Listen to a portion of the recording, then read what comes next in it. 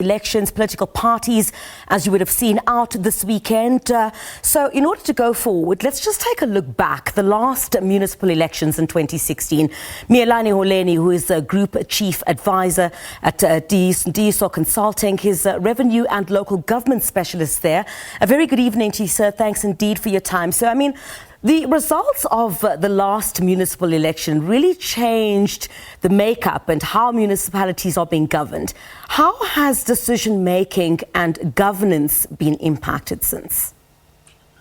Yeah, well, I think it's a good point to recount and go back to the previous elections because based on where things were at, we've always had a majority party, which is in the ANC.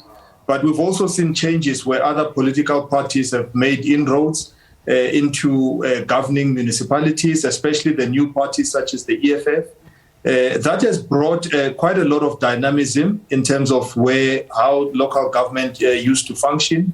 But in some cases, in fact, it has had positive as well as in some cases unintended consequences because where, for instance, there have not been agreements or there have not been ways and means of constituting council, it means that some of the municipalities were not able to pass resolutions that were required to give the officials the way forward, or at least the marching orders of implementing various things and various programs that they needed to implement. So in as much as we believe that the upcoming elections are crucial, we need to start looking at how governance is going to be possible within the new dispensation that we are entering into, having learned lessons from the previous dispensation. And by governance, we're talking about making sure that budgets are passed, we're making sure that service delivery happens, and that the IDP is adhered to and is delivered in terms of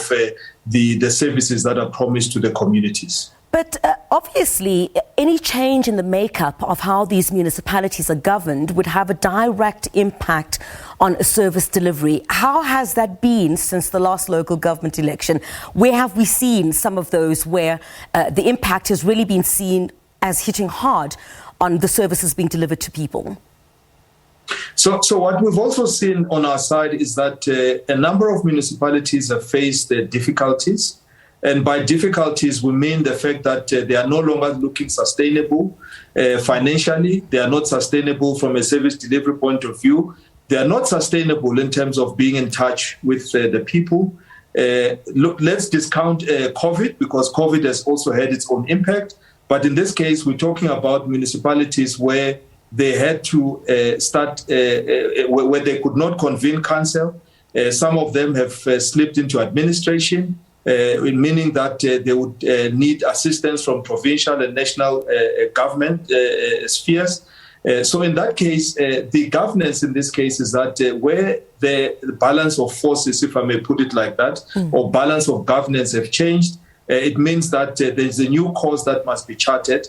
It's a new terrain for some of the officials because they now have to make sure that they understand the voices and the different manifestos of the different organizations.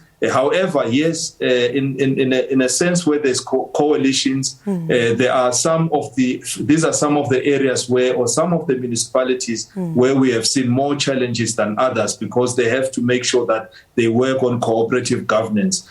So in those municipalities which at least have learned lessons, we're hoping that there's a blueprint from a governance point of view. There's at least it's going to become normal for officials to be able to understand the multiplicity of different organizations that may have voices. In fact, council is supposed to be, after all, in as much as it's represented by political parties, the decisions that are taken at council must be council decisions and become government decisions, if we put it in that way, so that those resolutions drive the municipalities as opposed to the political persuasions at times. Yeah, we can't also downplay the issue of continuity. You know, it's also impacted the erosion of institutional memory. I heard you say when we spoke a bit earlier on. I mean, there's a layer of leadership that may also not be retained. Of course, I think when we continue on the theme of governance, a lot of officials, or at least the high-ranking officials who are on 5-year contracts, the Section 56 and 57 employees, are given fixed contracts, which are normally aligned to the election years as well. So when elections come to an end, some of those skilled officials become jittery and start looking either for greener pastures because of uncertainty with regards to whether they'll be able to stay within the position, will they be appointed again. So we see the likes of municipal managers, the likes of chief financial officers, the technical managers, and most of those managers that are typically